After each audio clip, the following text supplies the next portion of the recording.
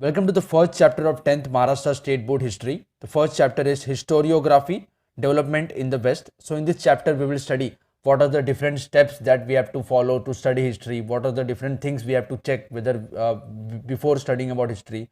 So whenever we are studying about history, suppose I get some historical document, then I have to first check how much old the document is, whether the document is correct or whether the document is false, who had issued that document.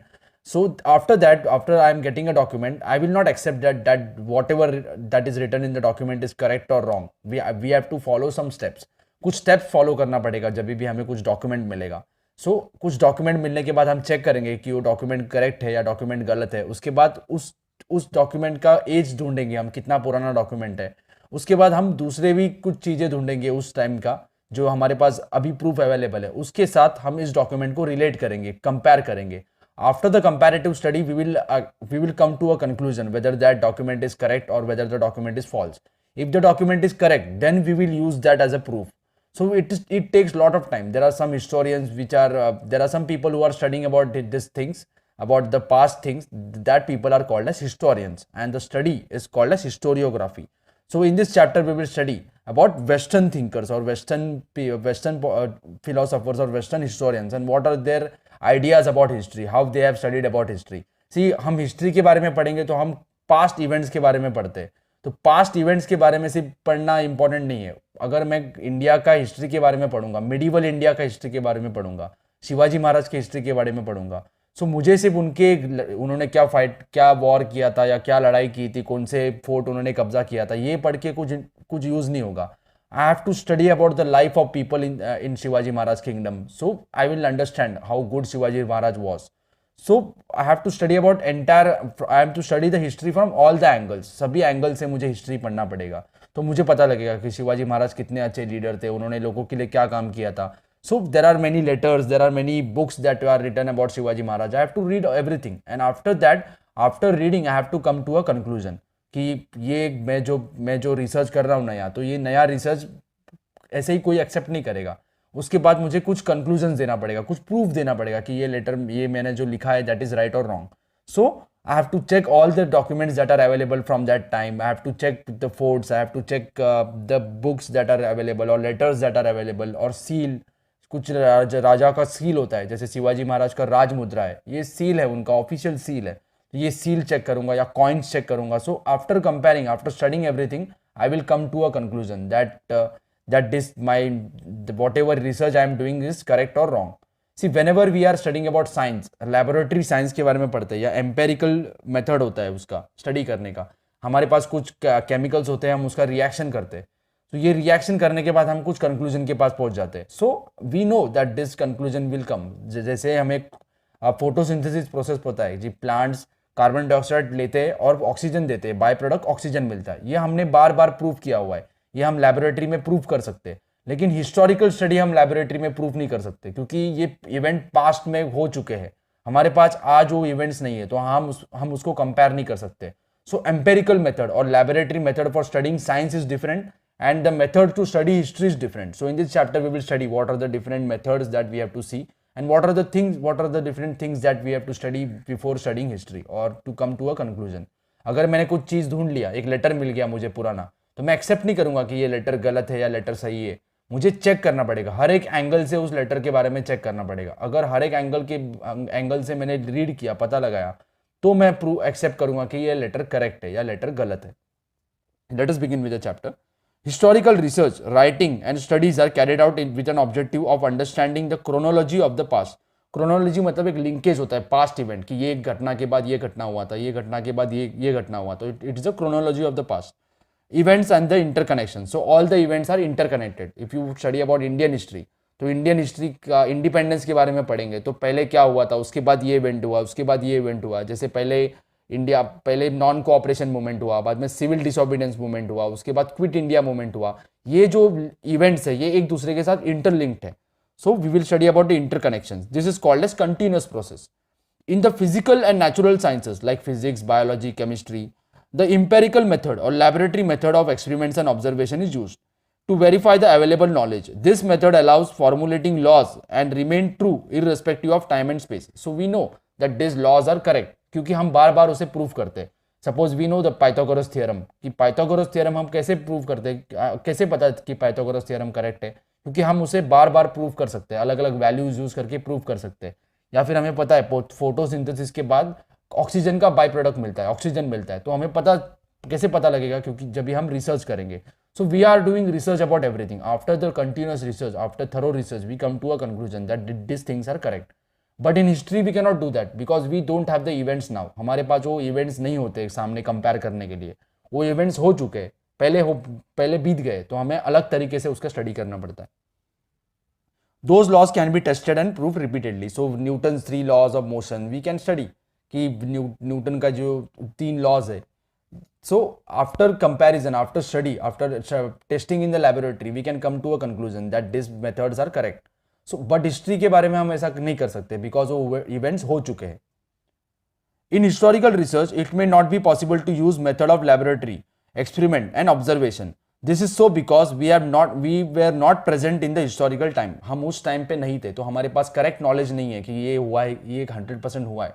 So we have to do assumptions. हम पहले assume करते हैं, मान लेते हैं कि ऐसे हो चुका होगा, उसके बाद हम उसे प्रूव करते हैं कि ऐसे ही हुआ है, तो उसके लिए अलग अलग प्रूफ लाना पड़ता है हमको.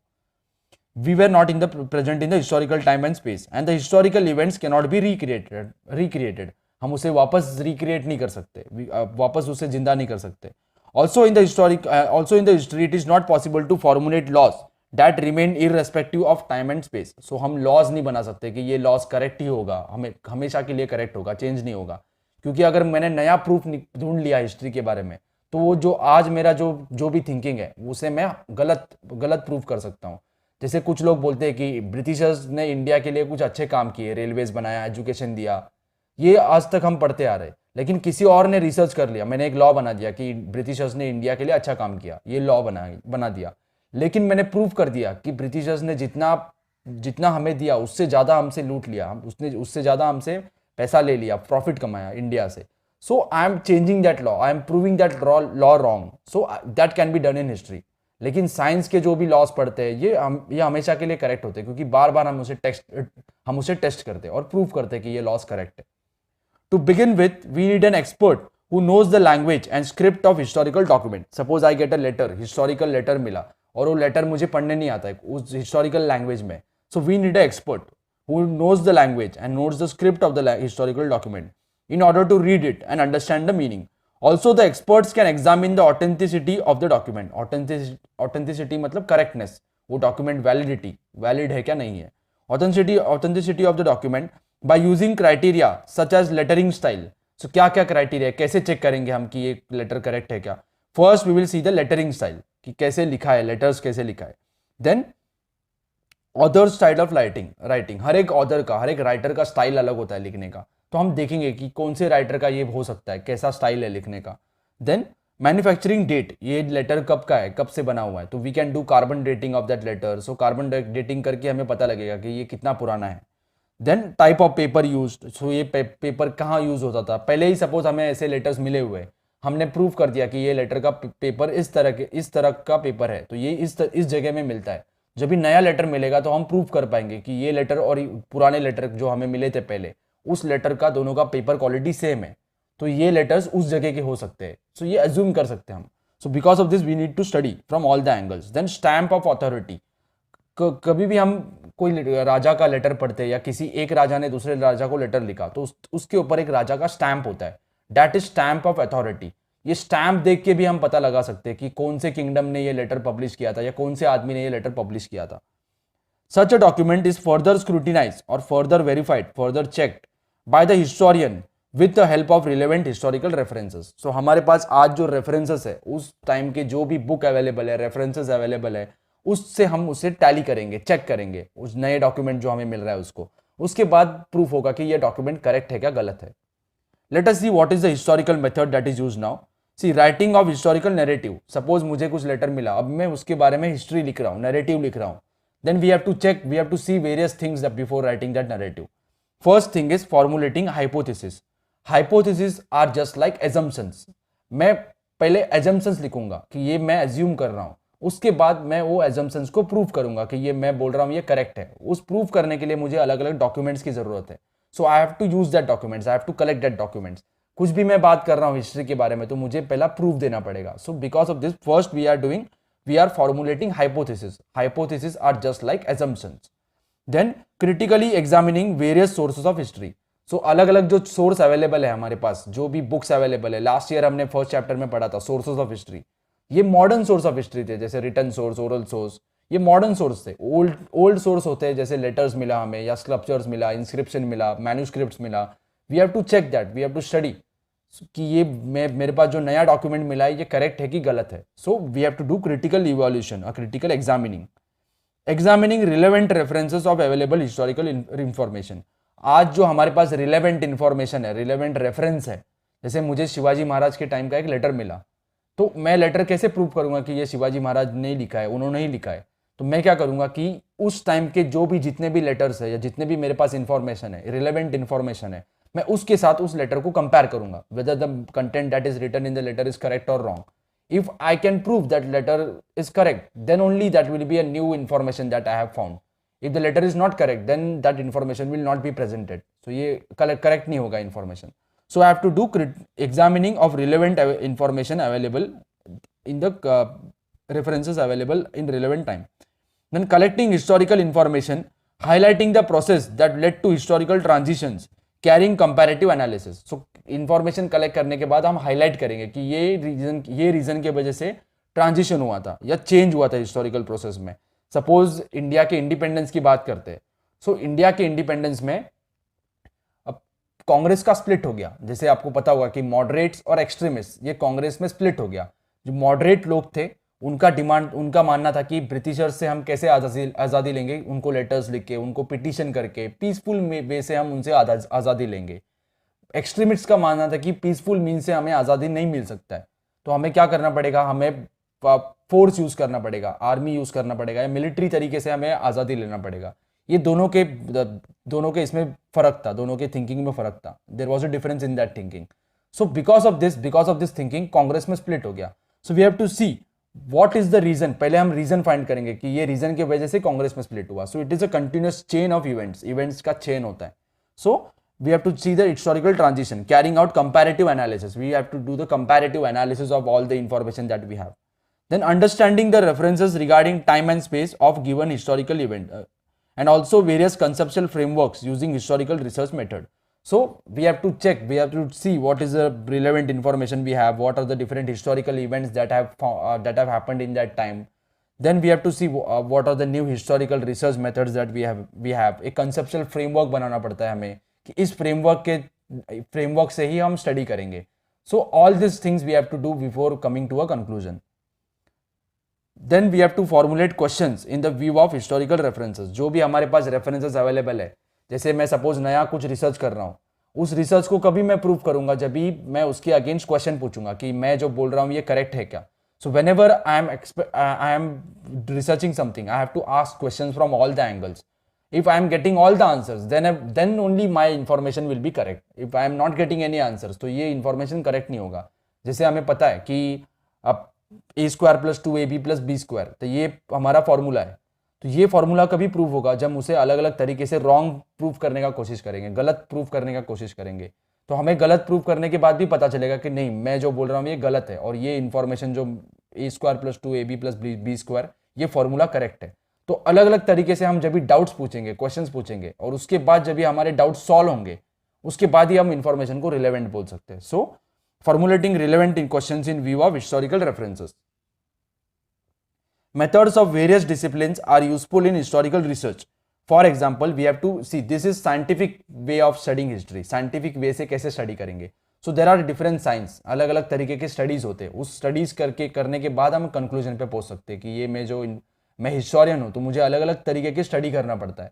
सो उस स्टडी करने के बाद ही मैं अपने कंक्लूजन पे पहुंच सकता हूं कि मैंने जो नया रिसर्च किया है वो करेक्ट है। So first is for example archaeology. Archaeology मतलब study of past historical things that we are getting. जो भी फॉसिल्स मिल रहा है, जो भी मुझे अर्दन पॉट मिल रहा है, या पुराने जो चीज मिल रहे हैं उसकी स्टडी करता हूं मैं, कितना पुराना है या किसने बनाया था, that is archaeology. Then archival science. Archives मतलब हिस्टोरिकल डॉक्यूमेंट्स कहीं स्टोर होते हैं, कहीं लाइब्रेरी में या कहीं म्यूजियम में स्टोर होते हैं। उसका स्टडी करना मतलब archival science. So last year also in the first chapter of 9th we have studied about archives. Archives मतलब historical document. Government is preserving that historical documents in archival library or museum. So that is archival science, study of archives. Manuscriptology. Manuscripts are handwritten books. पुराने books होते हैं, handwritten books होते हैं, उसको बोलते हैं manuscripts. So whenever we are studying about that manuscripts, that science of studying manuscripts is called as manuscriptology. Then epigraphy, study of inscriptions. See, this is the inscription. ये मैंने wall पे बनाया या कोई stone पे बनाया, ये inscription है. जब भी मैं इसको डीकोड करूंगा, डिसाइफर करूंगा, so that study is called as epigraphy. Then analysis of lettering style. So lettering style, कैसे लेटर्स लिखे, किस टाइम पे ऐसे लेटरिंग स्टाइल था, तो ये स्टडी करना मतलब that is analysis of lettering style. Then linguistics, study about language. Then numismatics, study of coins. So whenever we are studying about coins, that study is called as numismatics. Then genealogy, study of lineage. ये evolution होता है, human beings का भी evolution हुआ, जैसे सभी organisms का evolution होते जा रहा है. सो एवोल्यूशन में जब भी हम पढ़ते हैं तो हम जीन्स के बारे में पढ़ना पड़ता है, हर एक एनिमल के जीन्स के बारे में पढ़ना पड़ता है. उसके बाद हमें पता लगेगा कि कैसे एवोल्यूशन हुआ, कैसे चेंजेस हुआ लाइफस्टाइल में आदमी के. So whenever we are studying that, there is some science that is involved in this. So whenever we are studying about evolution of human being, so we have to study with different angles, अलग अलग तरीके से study करना पड़ता है. So that study is called as study of lineage. So this is the modern way of studying history. So these sciences are used in studying history. Now we will study about traditional way of studying history or tradition of historiography. कैसे हमने historiography start किया, कैसे ये modern method use करना start कर दिया. We have learned about the historical research method, critically examining the historical sources. So जो भी historical sources है हमारे पास, उसको क्रिटिकली एग्जामिन करेंगे, तुलनात्मक उसका विचार करेंगे कि ये करेक्ट है क्या गलत है. दोनों तरीके से क्वेश्चन पूछेंगे, ये राइट है या ये रॉन्ग है. उसके बाद हमें पता चलेगा कि राइट है क्या रॉन्ग है. So we are doing critical analysis और critically examining the historical sources and writing the historical narrative. So research करने के बाद हम नरेटिव लिखेंगे कि ये मेरा ऑब्जर्वेशन है, that is narrative. The writing of critical historical narrative is known as historiography. So 1 mark का अगर आंसर आया, what is historiography, so answer is The writing of critical historical narrative is known as historiography. So मेरा जो observation करने के बाद, सब research करने के बाद, क्रिटिकल एग्जामिनिंग करने के बाद मैंने नरेटिव लिखा, that narrative after all the research, that is called as historiography. That study is called as historiography. A scholar who writes such a narrative is called as historian. The historian cannot include every past event in the narrative. The inclusion and interpretation of historical events by the historian often depends on conceptual framework adopted by him.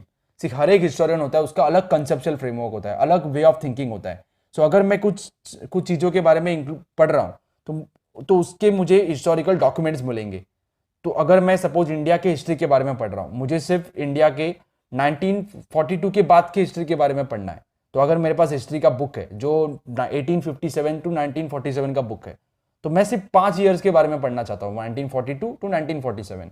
सो मुझे सिर्फ उतना ही document लेना पड़ेगा पढ़ने के लिए. So I have to do a inclusive study. मुझे जितना चाहिए उतना ही इंफॉर्मेशन लेना पड़ेगा. तो ये ऐसे हिस्टोरियन स्टडी करते हैं. They are not studying entire data that is available now. They are studying about some limited quantity of data.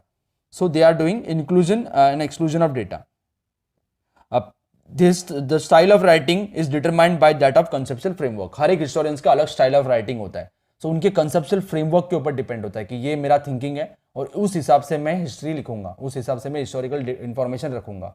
There are some historians which are against something. So उनका ideology भी उस तरीके का होगा, तो वो उस तरीके का history लिखेंगे.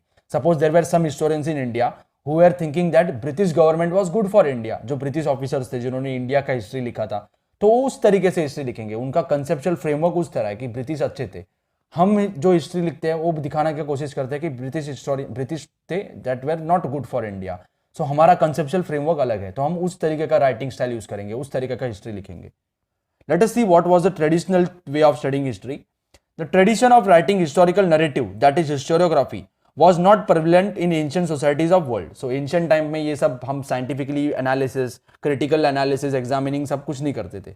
However, that does not mean that they were not aware of historical time, or we were not eager to know about. They were not eager to know about it. So they were studying about history, but that method was different. Let us see what was the method. Ancient people were also felt that need of passing on the stories of life and valuer, valuer मतलब उनके जो उन्होंने कुछ अच्छे काम किए थे, जो उन्होंने करेज के कुछ काम किए थे, उनके हिस्टोरिकल स्टोरीज सब अपने बच्चों को बताते थे, अपने एंसिस्टर्स अपने जनरेशन टू जनरेशन पास करते थे, of the ancestor to the next generation. Ancient communities all over the world use various means like cave painting, storytelling, singing songs and ballads. Ballads मतलब poems. It is like a poem.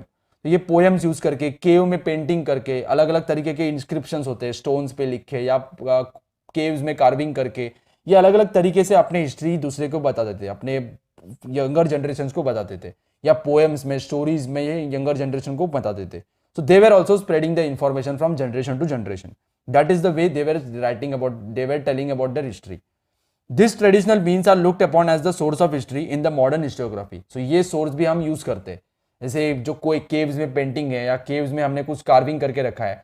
So अगर हमें पता लगा कि ये cave इतना पुराना साल का है, इतना पुराना है, तो हम पता लगा सकते हैं कि उन लोगों के पास कितना अच्छा इंजीनियरिंग स्किल्स था, कितना अच्छा कार्विंग स्किल्स था, कलर कॉम्बिनेशन कैसा यूज करते थे, what were the letters that they were using, what was the lifestyle of the people, what they were doing for living.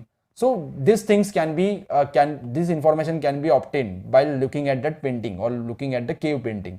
So this things can be used as a source of history, and they are people who are studying about history now, they are also using that source of history now. Let us see about this inscription.